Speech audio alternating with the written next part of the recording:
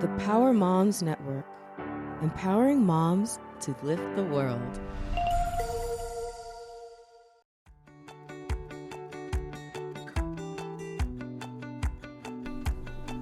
Welcome. I'm Riley Karsh. I'm Tova Kopan. We are thrilled to bring you the We Go Boldly podcast. Let's talk big burning questions, life changes, and maybe a bit of personal business. Let's be bold and brave together. Are you ready? I am. Here comes the show.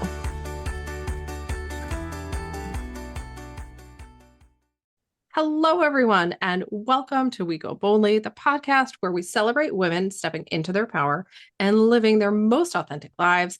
We are also thrilled to be a part of the Power Moms Network. Well, Power Moms Network, we are empowering moms and creating a community of moms mentoring other moms. There's so much momming happening. It's fantastic. Join us over there. It's a very cool place to be. We'd love to see you in that group.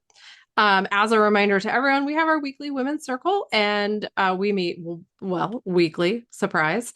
And it's a great place to be if you want to dive deeper into the topics in the podcast. If you need a little bit of support, if you just want to talk to other women who think like you and are open and interested and curious and all those good things, it is a cool place to be. So you can find out more about our weekly women's circle at goboldlyinitiative.com/weekly circle. Hopefully we will see you there. We'd love to. All of that being said, it is still season 12. I say still because honestly, we didn't think it would go this long, and it has, and it's fantastic because we've met some really amazing people and we're learning all about different perspectives and different people's experiences, and we're thrilled to be sharing that all with you. Before we introduce our guest for today, I obviously need to get Tova on the show and talking and see what's going on with her today. And without further ado, Tova, tell us all about your, what is it, Tuesday? Yeah, well, I had to laugh when you said all this momming because we just celebrated Mother's Day a couple days ago. Yeah. And I hear your snicker, Riley. I noticed that. And the boys made me have breakfast in bed. Forced upon me. Breakfast in bed. And it was lovely. And I really did appreciate it. It was very cute. Yeah. But it was funny because after they made me breakfast in bed, which was very sweet. I'll have to share a picture of what it was. But it was eggs and fruit. And fortunately this year, there was not a fight beforehand. And so my oldest was involved. So there was like good food involved. Edible food. Yeah. But after everything was all said and done and, they had kept me in bed for a while, I did sneak out in the morning beforehand and like walked the dog and went to the gym and then like got back in bed before anybody woke up. But my 9-year-old comes and he's like, Mom, your mothering is not done. I need breakfast. So they made me breakfast. But not themselves. Not themselves. That's fantastic. So I was like, yes, I guess the momming is not over.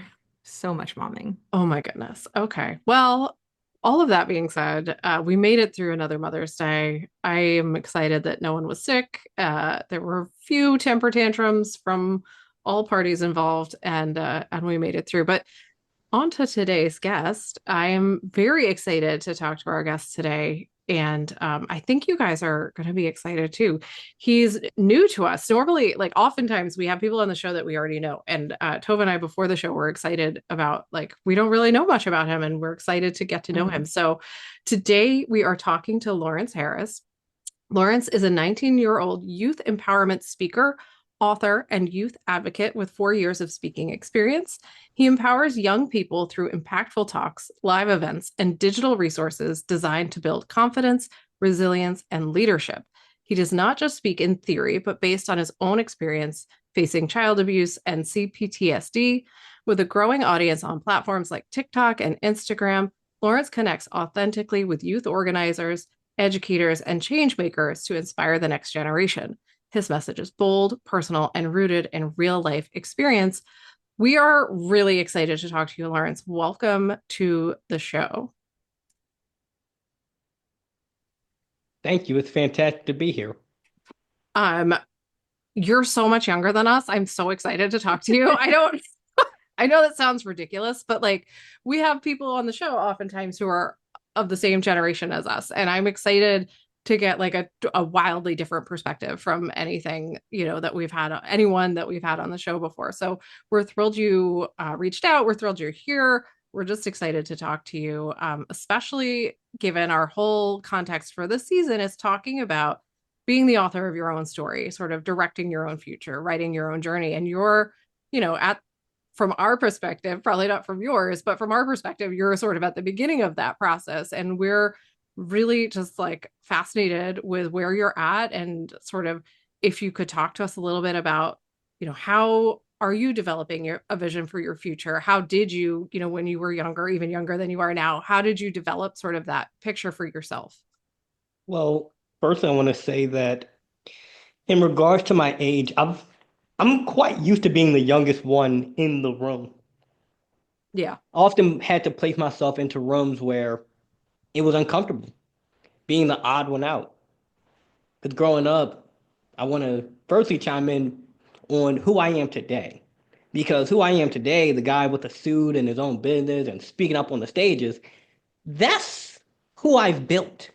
But where I came from was up until the age of 11, I didn't have friends because I was always this odd one out. When everyone else wanted to go play sports or go fit in, I wanted to do something wildly different. Rather than go out on the playground and play basketball with other people, I wanted to go read a book or watch National Geographic or do all these other things. And that led me to a feeling of isolation because I couldn't relate to anyone. Then, 12 years old, I'm sitting on this black couch.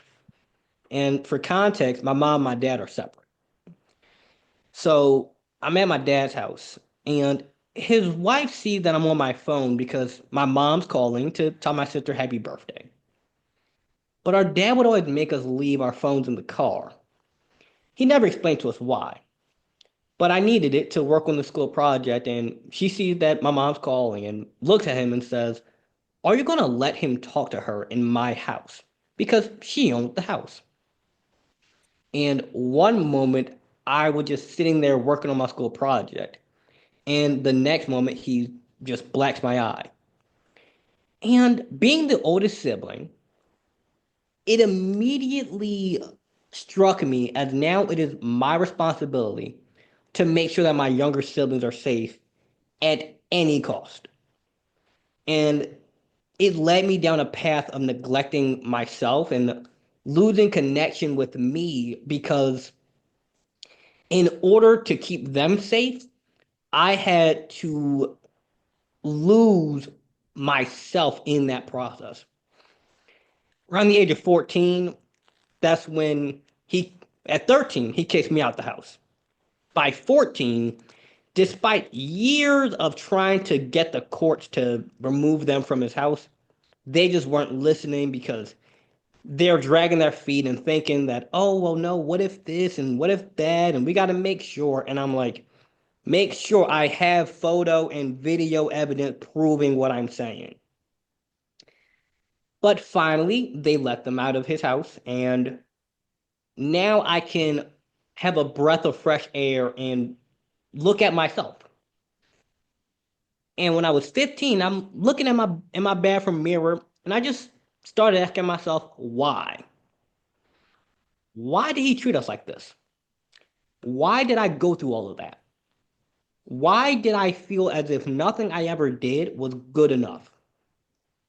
And once you open up that can of worms, things get heavy very fast. So the reason I am who I am today is because when I was even younger, I had to unpack the most gut-wrenching things about myself and about how my mind worked and just where I was mentally. And it led me to going up on just making YouTube videos, firstly, to get it out of my own head, journaling to try and write all this stuff out, therapy sessions and meditation and everything I could think of to fix the problem. And in making those videos, people would tell me that they related so much to what I was talking about. The fact that I could just pour it all out there. And that had been the journey of my life from the age of 12 up until today at 19. So it's been 7 years.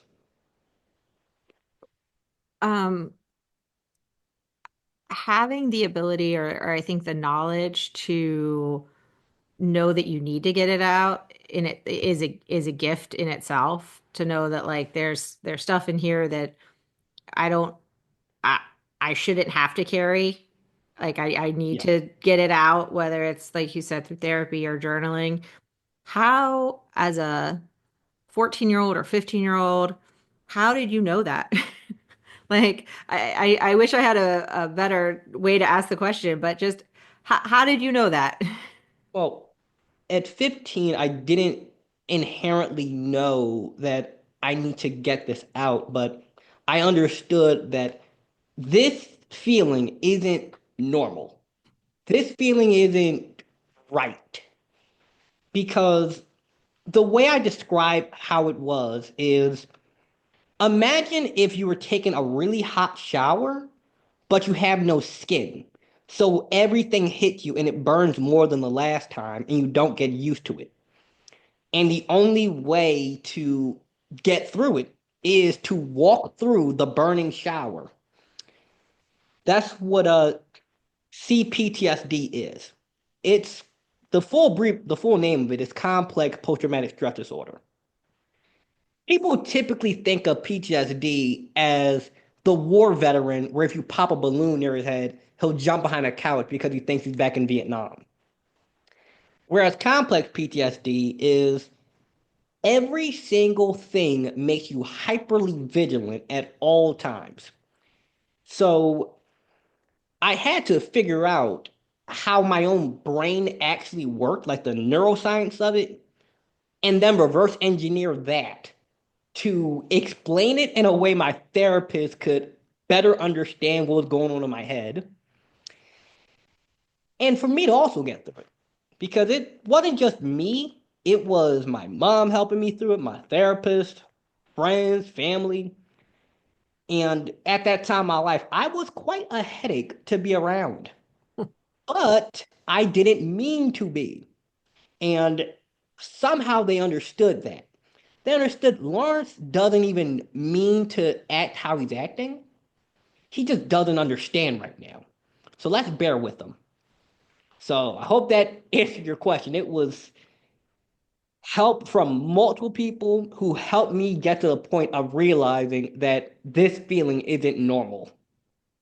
Yeah, I think it's fascinating the way you're describing it, in that even at 14, 15, you were able to accept help, whether you were being terrible to people or not. Like, I mean, I don't know a 14, 15-year-old that isn't terrible.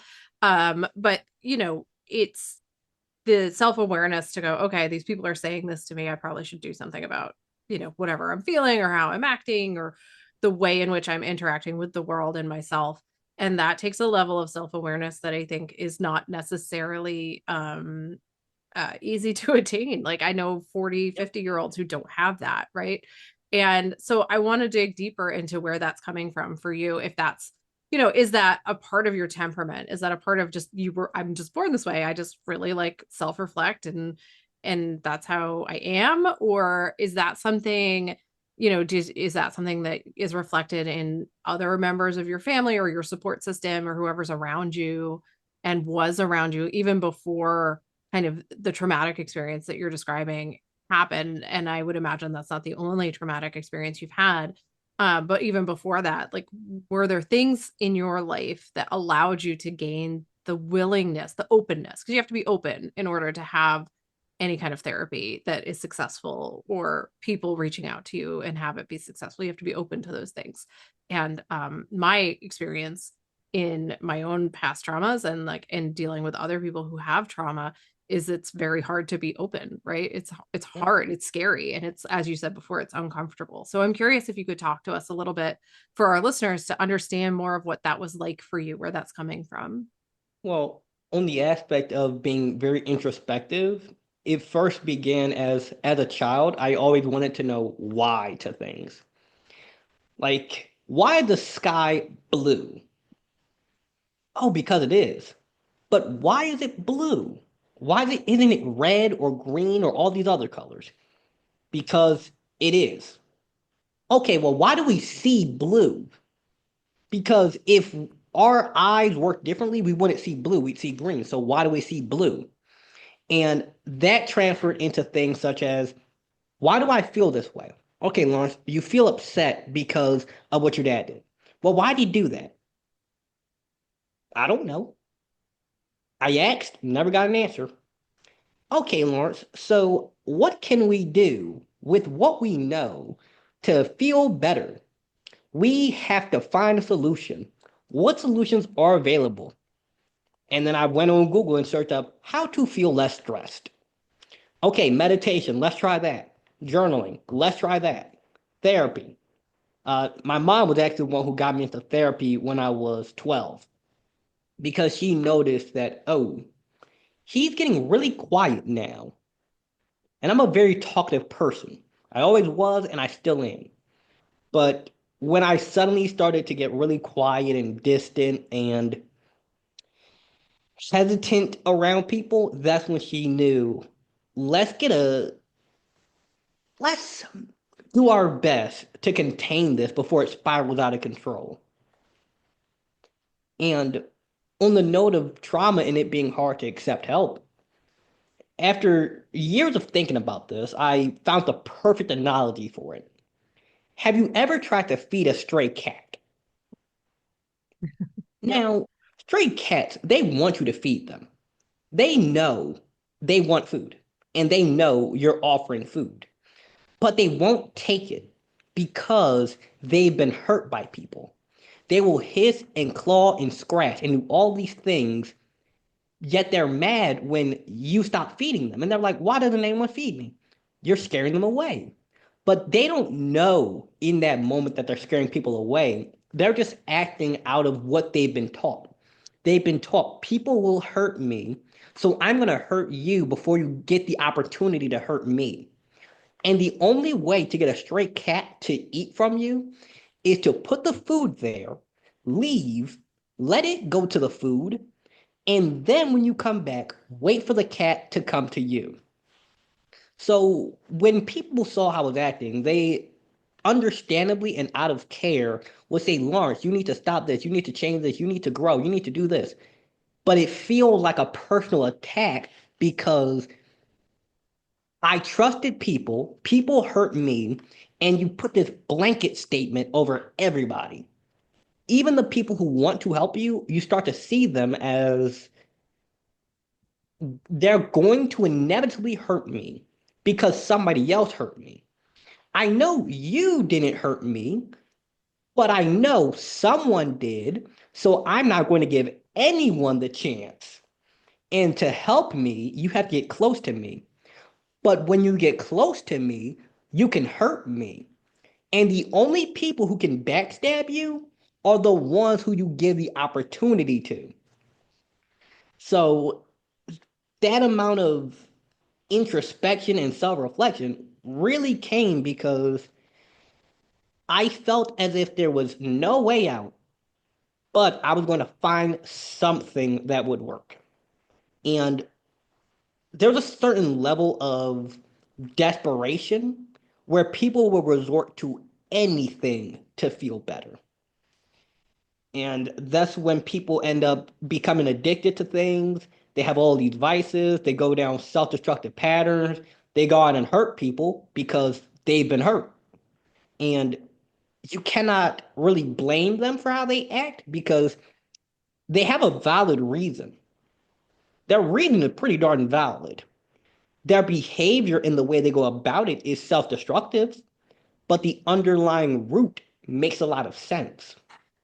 So I started to notice in myself that, hey, Lawrence, you're going down some pretty bad tendencies. You're cutting off people who care about you, you're distancing yourself, you're overly paranoid of people who have done nothing wrong to you.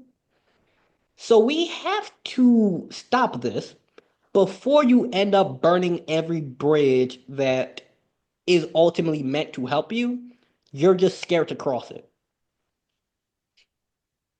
So I have a question. I'll ask it and then we'll take a break so you can think about it while we're on a quick break. But my question is sort of from two perspectives. So like what advice would you give somebody who is in your position that you were in, that they're feeling stuck, that they're the cat, um, and they're feeling stuck, right? And they are feeling desperate, and maybe they haven't quite hit that bottom, but we're hoping people will seek help. And I'm thinking of kids, like I'm thinking of somebody who is your age or was your age. And you're hoping that they're able to get the help before they hit a bottom that leads them towards a vice or something. So they're stuck. But then also, what advice do you give to parents who are a lot of the people who are listening? I'm hoping that some of the parents may listen to this with their kids. So that's kind of why I'm asking it in two parts. But we'll take a quick break and then we'll Yeah. be right back.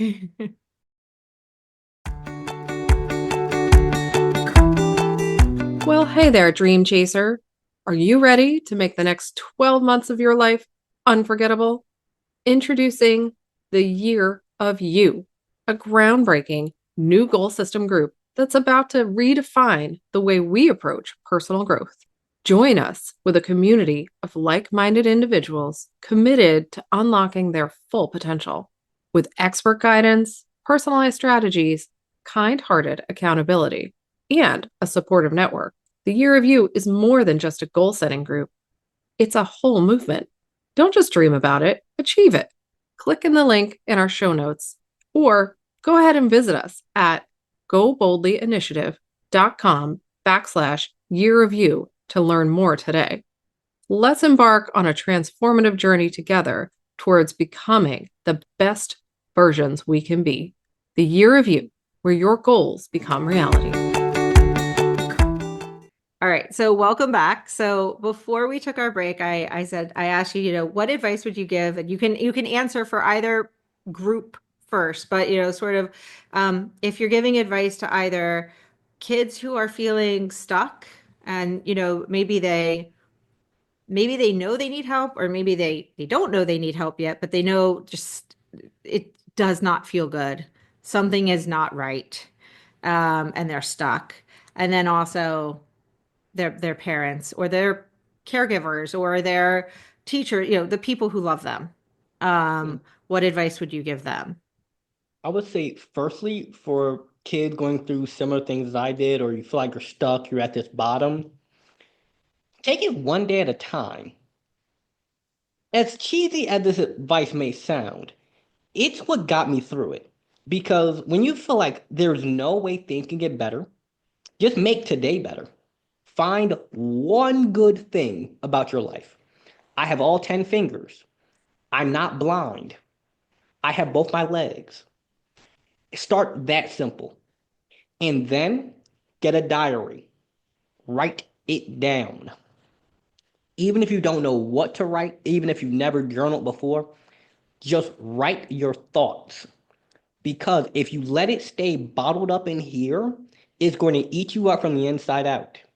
When you get it out on that paper, it becomes easier to find steps and solutions. Even if the solution is as simple as go outside for a 5-minute walk. Sunlight has been proven to improve your mood. If you stay boxed in and cluttered, it has a very negative effect on you. And whatever problem you're going through, it makes it feel even worse. So another thing is clean your room. When people, it's a term called a depression room. When your room is all cluttered and it's dirty and there's dust everywhere and it's trash and you don't know if the dirty clothes are over there, if the clean clothes are over there, and you can't see the floor, that is a severe depression room. And when you stay inside of that physical environment, it will have an effect on you mentally. Now, when it comes to them asking for help, simply say you feel sad. Start that small. I feel stressed. I'm upset. Why? I'm upset because somebody did something. What did they do? I'm upset because they did this thing to me. I don't know how to ask for help. All you need to do is just say you feel upset. And the people who care will start to ask questions like, well, why are you upset? And when people ask questions, it reminds you that they do care. Because I had to go through this thing called cognitive behavioral therapy. What it does is it teaches you how to identify irrational thoughts and then point out to yourself there is no evidence for that irrational thought. I would have a deep fear of people abandoning me, and I would think to myself, well, okay, why are you afraid that your family is going to abandon you? Oh, because my dad did. Well, do you have any evidence to support that any of your other family members will? Like, do you have factual evidence for this? No, I don't. So, what is the odd that tomorrow they're just going to randomly wake up and all say, hey, we're tired of Lawrence and leave? Pretty unlikely. So, just remind yourself that most of your fears and worries are all stuck in your head. And when you get them out of your head, it's easier to process them. You will not wake up tomorrow feeling like everything's fine. It won't even happen next week. But if you give it some months, some years, you'd be surprised how much better things can get if you give yourself the opportunity to make it to tomorrow. Now, for family members, parents, teachers, therapists, anyone who works with young people, it's going to be a bit of a different piece of advice there. So, if you're a parent, you've obviously been around your kid a long time. When you start to notice significant changes in behavior, keep a close eye on that, such as if they get very distant, if all of a sudden they start wearing very baggy clothing. It may seem a little silly to point this out, but often when people wear really baggy clothing, there's a few reasons. One, it's a subconscious desire to hide yourself because you're literally hiding yourself. It could be a fashion statement, but what I found is that the way people display themselves tell you a lot about how they mentally view themselves. It could also be a factor about hiding self-harm scars. Another big thing to mention is that, like I mentioned with the cat earlier, you have to let them know that you're willing to help. You have to make sure that they know it, but you cannot force it. It's kind of like a boot camp. They don't want boot camp. They want to willingly go to the gym. They want to willingly accept your help.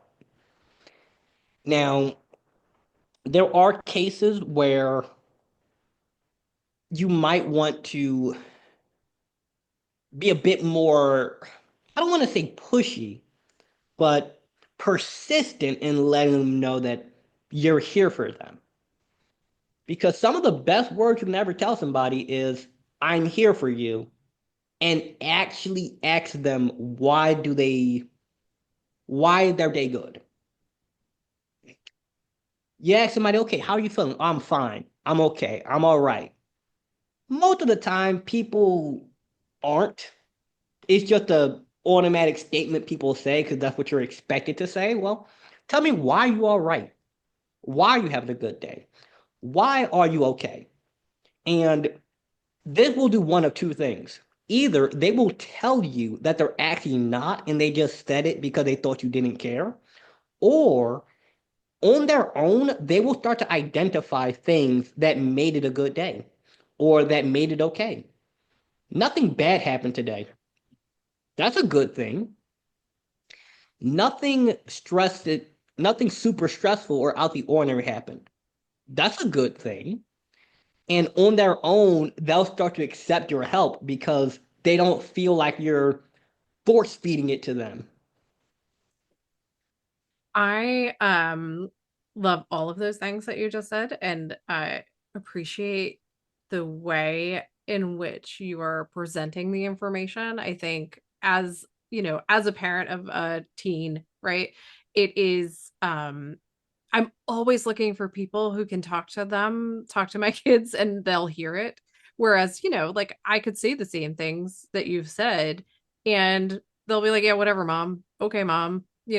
So I think it's amazing and wonderful. And I want to point out for everyone listening, like the value of different people saying the same things in different ways at different times we've talked about this, Tova, so many times, but it can just hit the right way at the right moment. And so sometimes you have to try different things. You have to find someone like you, Lawrence, who can speak to kids in a different, maybe from a different perspective or different position, and they'll be more likely to listen. There's just so many great things about everything you're saying. I want to hear from you a little bit about like what happens when you have a bad day, right? Because we all have bad days.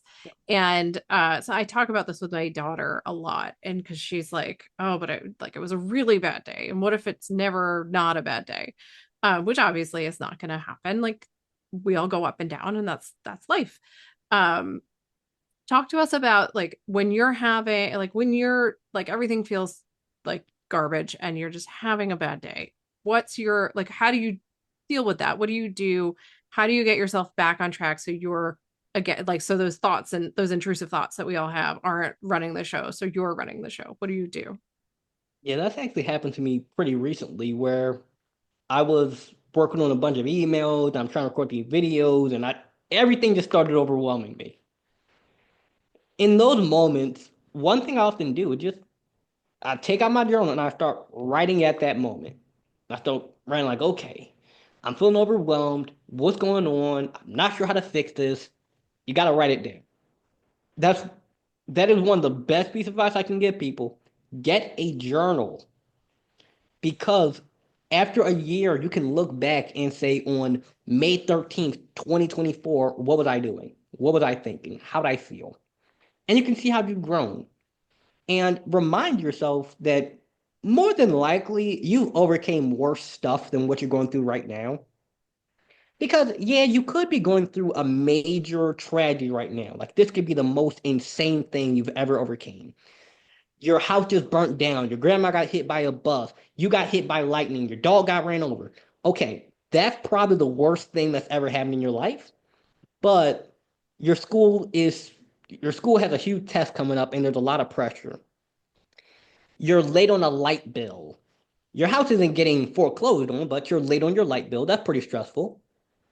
More than likely, you've dealt with much worse things. So I often remind myself that, hey, Lawrence, if you can overcome the stress of getting disowned at 13, you can get through whatever this is. And then remind yourself that in a week from now, you're probably not going to still have this level of stress on this thing. There are certain things that are really big, but most of our problems are actually really small, but we blow them out of proportion. And when you start to blow it out of proportion, you ignore the solution right in front of you. Like, man, I'm so stressed because this test is coming up, and what if I fail it and I never get into college and I end up homeless under a bridge?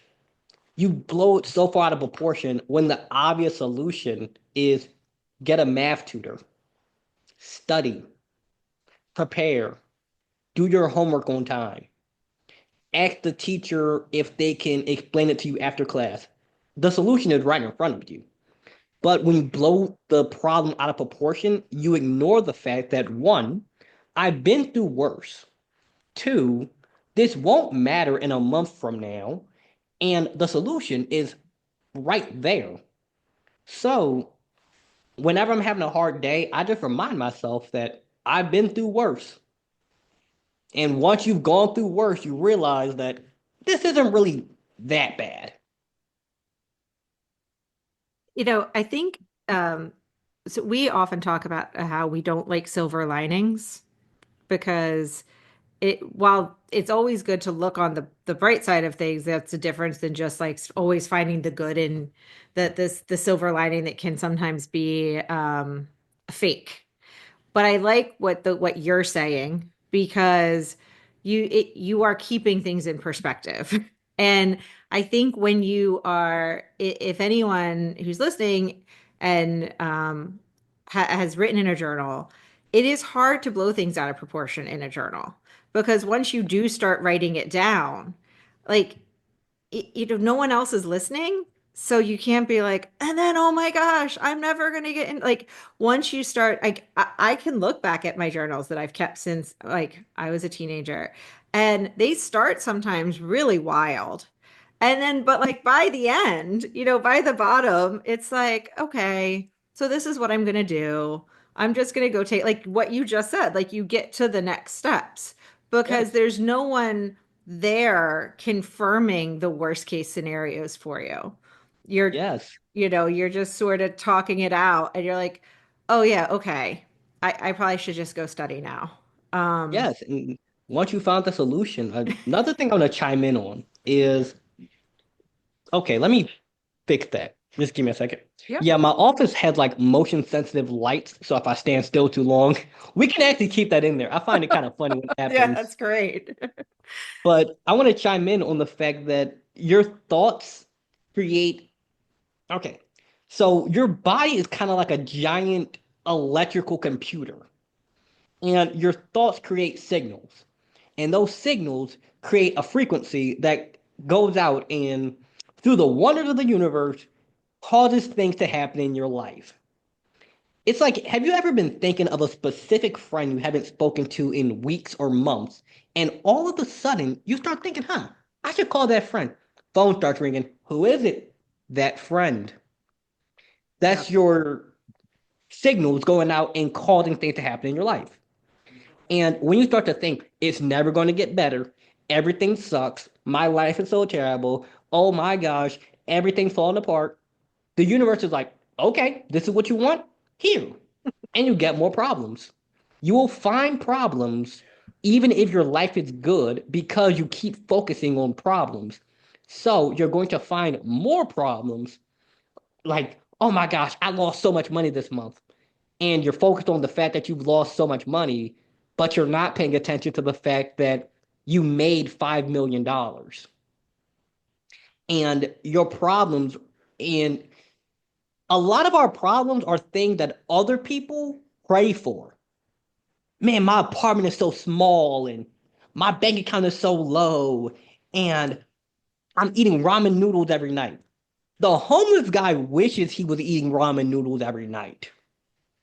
The person living under the bridge wishes they had a tiny apartment. So when we have these problems, something I like to do is remind myself that all of my problems are things that other people pray for. And it makes you more grateful.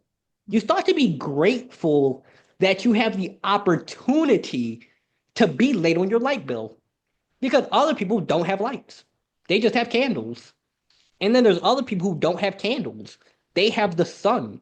And then there's other people who are blind. So they have to use like a timer or rely on somebody else to tell them what time of day it is with no clue if that person's lying to them. So by changing your perspective and changing the way you see life, as weird as it may sound to most people, if you think you have a good life, you will inevitably begin to create one because your brain will start to align to the frequency of that solution and you will see your way out. Like you have no clue how much you really know because you just don't think about it. And this is a bit of a long-winded point, but I really want to drive this home to people. You have your conscious mind and your subconscious mind. Your conscious mind is like you're reading a book right now. You're reading Think and Grow Rich by Napoleon Hill right now. But your subconscious mind is the library of everything you've ever said, thought, seen, heard, read, didn't do, did do, your family said to you, your family didn't say to you, your life experiences, and every single thing. You got this gigantic library, but if you blind yourself to it, the good books get dust on them, and the bad books are freshly opened because that's what you keep reading. I like to think of it like a both and kind of scenario, right? Where we can both be wanting something more in our lives and for our lives, and appreciate the incredible nature of our like various levels of privilege and things that we have that are good, right? We can do both and I'm really excited to hear you talking about things that like I was not thinking about at 19. But think about all the time now and wish I had at 19 because like that span of time would have been a lot easier.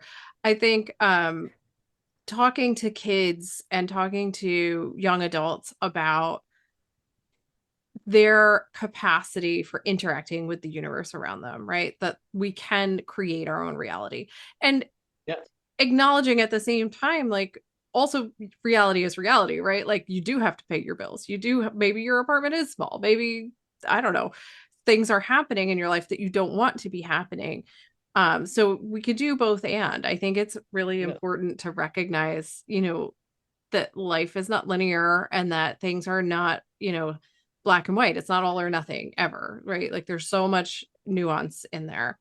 Um, Talk to us about how you kind of stay on your path, how you stay true to your values and your direction that you want to go in. Like what are you doing daily? Or I mean, I know you're journaling, which is amazing, but like what are your thought processes to keep you in line with your personal values and where you want to go? Well, a big part of it is avoiding the things which are not aligned with that purpose. Because if you just go on social media, the internet, there's so much negativity out there. There's so many things that promote taking the easy way in life and just giving up on yourself. Because, oh, great example I love to use is if you go online, like such as TikTok, Instagram, YouTube, places like that, you can hear so much about, oh, if you don't have this certain car, nobody's gonna love you. And if you're not 7'3", nobody's gonna want to date you. And if you don't look this certain way, no man wants you. And all these things that are just corrupting people's minds. You can imagine being 13 years old and you're absolutely bombarded by magazines, by the internet, by social media, by music, by all these things that are telling you that no matter how good you are not enough.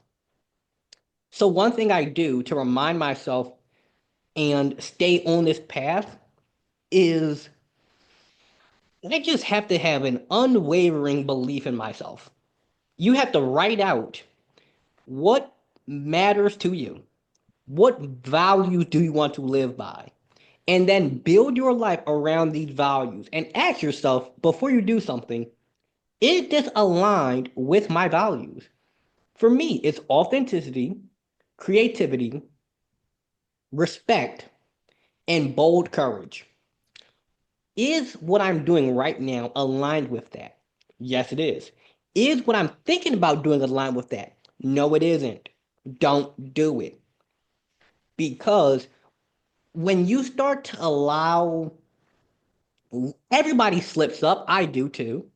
But when you start to consistently allow these little influence to come in there, it's like an ant. You got a house, and this house is fantastic. You've built this house up, it's a great place. You start to let the ants in there one by one. One ant in a 10,000 square foot, that's a really big house, but I'm using it as an example. One ant in a 10,000 square foot house, you never find it. You let two ants in there. You let five ants in there. You still don't have a problem. But eventually, there comes a queen ant. And that's the big problem. And that starts to leave hundreds of problems every day. And these little ants start building up and building up. So, one of the ways that I keep myself grounded in what I do, keep myself on the right path, is I have non negotiables. Every day, I post 3 videos on all my platforms. Every day, I record a video, and I have these things that prevent the ants from creeping into my house. So, remove people, places, and things that are no longer serving you.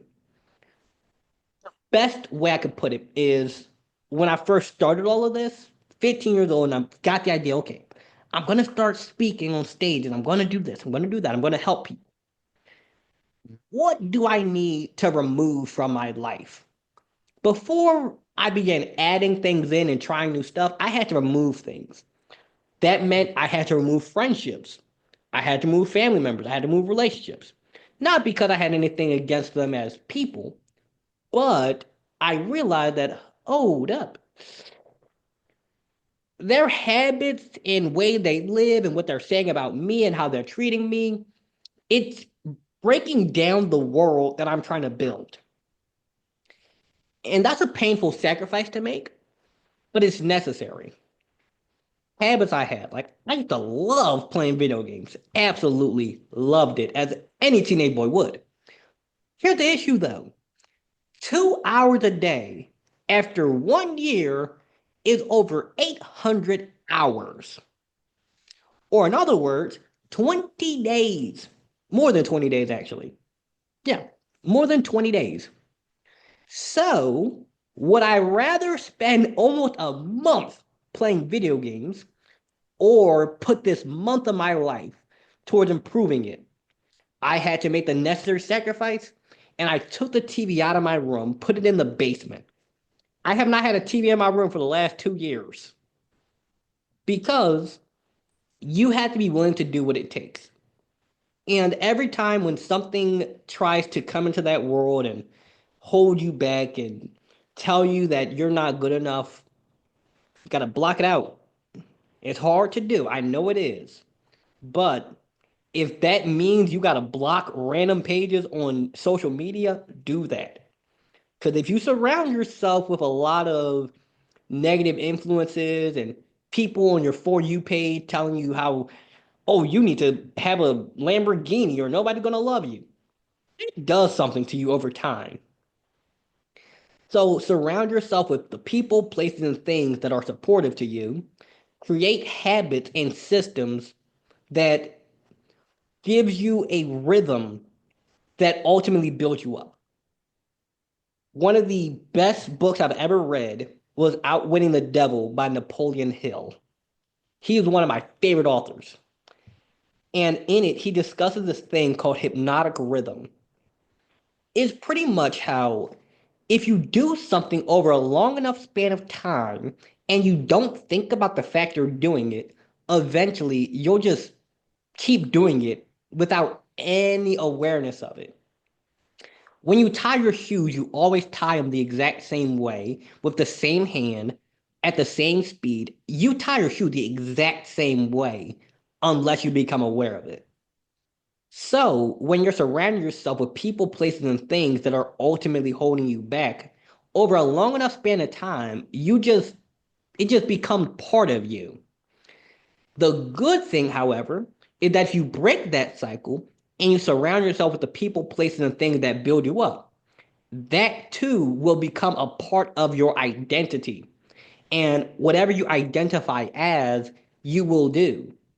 The person who goes to the gym 7 days a week, more often than not, what I found with them is it's not a habit to them or a thing they like to do. It's part of their core identity. They identify as somebody who takes really good care of their health. They identify as someone who is hardworking. And you can apply this to whatever goals you want. Rather than saying to yourself, I am a speaker. I'll use myself as an example. Rather than saying I am a speaker, I say to myself, I'm an advocate for youth. What do advocates for youth do? They talk about things that are relevant and support young people. What are things that are relevant and support young people? Resilience, self-love, and positivity. So it's not something that I necessarily have to constantly, knowingly uphold.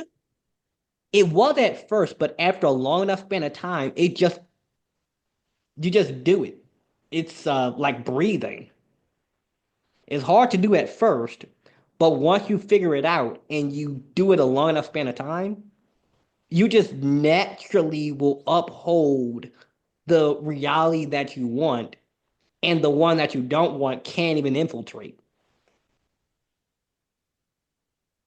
That's amazing. I feel Thank like you. I could ask you so many more questions. Also Yeah. invite you over and have you talk to both of our kids. Oh my gosh. Yes. Um, please.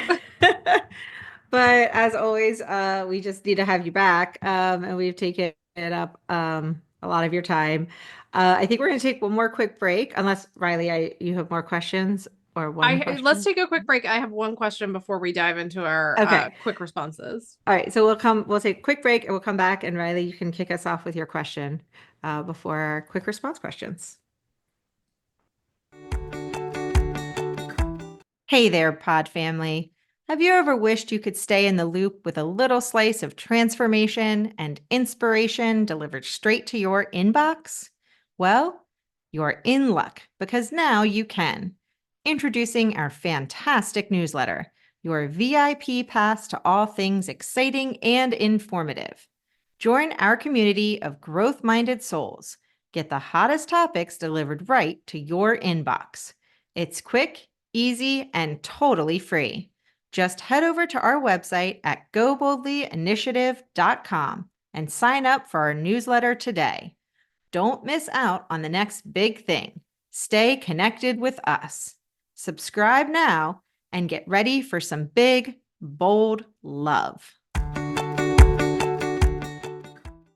Okay, so welcome back to the show. I have one last question for you that you know, really it's just for myself, frankly. What do you like, what impact are you hoping you're going to leave? Like, if you look down the road 5 years, 10 years, 30 years, like, what is your dream? Like, where do you want to be? Well, in terms of the impact that I want to leave on others, even in the short 4 years I've been doing this, I've already hit that impact. I've had people who I didn't even know just randomly message me that, hey, Lawrence, this video convinced me not to kill myself. That is one crazy motivation for me to get up and keep doing this. Because, yeah, I love the finances that this brings me. I love the support and the, love of other people. But at the end of the day, for someone to reach out to you without asking and tell you that this video helped them to realize that their life is worth living, that they've been able to quit an addiction because of my videos, or they've been able to build a better relationship with themselves and their family and their friends, and they finally had the courage to go up and, even as simple as it might sound, finally had the courage to go up and ask that girl out that they like, or that they finally got a date to prom, or they got their first job working at McDonald's. That is what fuels me. And ultimately, the mission is to just keep doing that at a bigger scale, impacting people's lives in a way where they look back and go, you know what? I'm glad I met that guy. Well, And then they'll go on and, I'm just going to clear it out here because I can go on and on. And then they'll share this kind of stuff with their family and their friends. And before you know it, there's going to be a larger generation of people who are having a better relationship with themselves, which then leads to a better relationship with others, which then leads to a better relationship with the community. And then that improves the whole big picture. And I'm just one part in improving that bigger picture. um, this conversation has given me a great deal of hope, which is something Tova and I talk about a lot, given, the circumstances we're living through right now, and also, raising kids and just being like an empathetic, caring human in the world. And so I just want to say I really appreciate that you have brought that energy to this conversation, but also the work you're doing is so vital and so important. And to the extent that we can help get that out there, obviously we want to. I think it is, saving one life is like amazing, right? But as you say, as that ripples out, it's just it's wild and wonderful, and what life is supposed to be, right? That we're all supposed to be in this together. I don't know if you guys can hear my cat, but it is losing its mind out here. We can. I also just want to add, I appreciate that it is so clear that you work with kids and teenagers, because you did start with talking about saving a life, but then you quickly moved to like getting a job and inviting somebody to the prom. Yeah. Because when you're working with teenagers and we have them in our lives, those things are all right there. Like it's all the same. I mean, Yeah. because everything that a 13, 15-year-old deals with, it's all at the same, like every experience that they have is such a big, it every day is like the biggest day Yeah. of my well my he's 11, he's not even 13, and we have been so busy with sports and just life and concerts and just like the end of school year this year, and we could not get a haircut in, but he's my middle son, and we've been trying to get a breakfast together. I'm like, one day you'll go late to school, we'll have breakfast. Today was that day, and we went and got a haircut. So he literally was getting to school when recess started. He's like, this is the best day ever. I had a BLT for breakfast. I got a haircut and I'm going to school with recess. And it's like, it is the best day ever, because every day is either the best day or the worst day, which is why they need a journal. So they have perspective. But also like, you clearly are a teenager and work with teenagers. Yeah. So I have no doubt that we will be following everything you do, and your impact will grow because the people you work with will share and follow you, will share it. But also I think your impact's going to grow because more people are going to be talking about everything you're doing. Thank you. So I'm just excited that we get to say we knew you when. Yeah. But although you're still like very far away into your journey, 4 years down the road now already. If you have just quick minutes for 5 very quick little questions, we have our quick response questions Sure. that we would love to ask you. So these are our like fun questions, our lighthearted questions. So the only unfun part is that we can't ask follow-ups. So we'll just ask you a quick question and you can give us a quick little answer. Okay. So our first question is, what is your favorite way to unwind after a long day? Fishing. What's one thing on your bucket list that you haven't done yet? Skydiving. What's your go-to comfort food? In terms of actual food, I would say it is turkey tails. And in terms of snack food, Oreos. If you could instantly master any skill, what would it be? Learn another language, specifically Vietnamese. Describe yourself in 3 words. Authentic, passionate, diverse. Awesome. I love it. Thank you so much for coming on the show, everything you're doing, just for, the vibe you bring. It's like very refreshing, and I clearly needed it today because you have changed my whole mood for the day, which is wonderful. Thank you.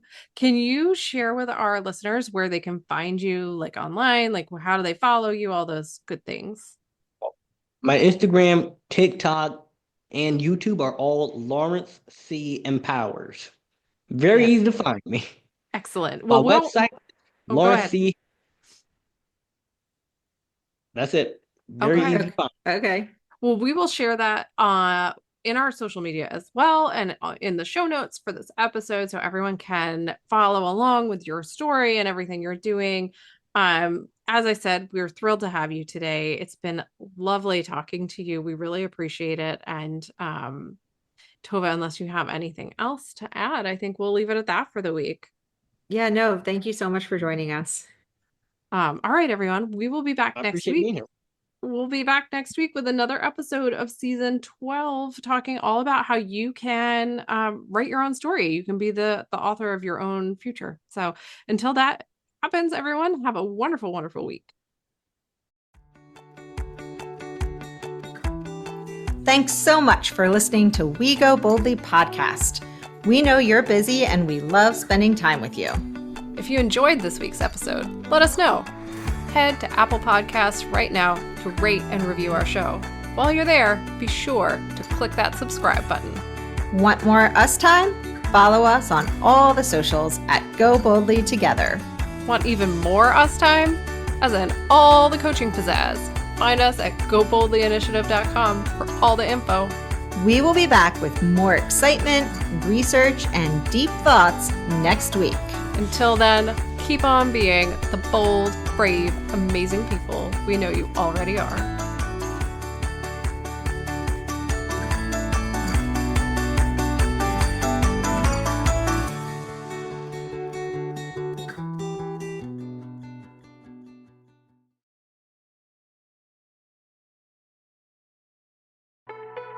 The Power Moms Network, empowering moms to lift the world.